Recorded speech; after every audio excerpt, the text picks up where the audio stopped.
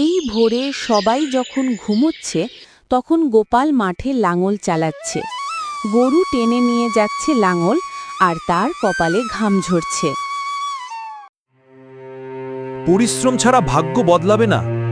যত কষ্টই হোক, কাজ করে যেতেই হবে।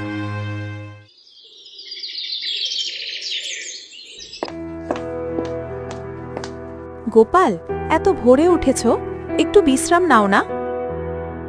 না গো, বিশ্রাম করলে পেট ভরবে না। খেটে খেতে হয় আমাদের।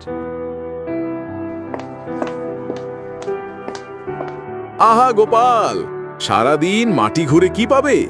আমার মতো বসে থাক, টাকা নিজে থেকে আসবে। বাবু, বসে থাকলে হয়তো টাকা আসবে, কিন্তু মন শান্তি পাবেন কই? পরিশ্রমের ফলই আসল সম্পদ। কয়েক মাসের কঠোর পরিশ্রমের পর গোপালের মাঠে সোনালি ধান দুলতে লাগল। সবাই অবাক হয়ে দেখল গোপালের ঘর ভরে গেছে শস্যে। দেখো গো গোপাল, তোমার কষ্ট আজ সার্থক হয়েছে। এই ধান শুধু আমার নয়, গ্রামের সবার মুখে হাসি ফোটাবে। গোপাল, আমি তোমাকে নিয়ে হাসতাম, কিন্তু আজ বুঝলাম পরিশ্রমের চেয়ে বড় সম্পদ আর কিছু নেই। ভুল বুঝলে কোনো দোষ নেই বাবু।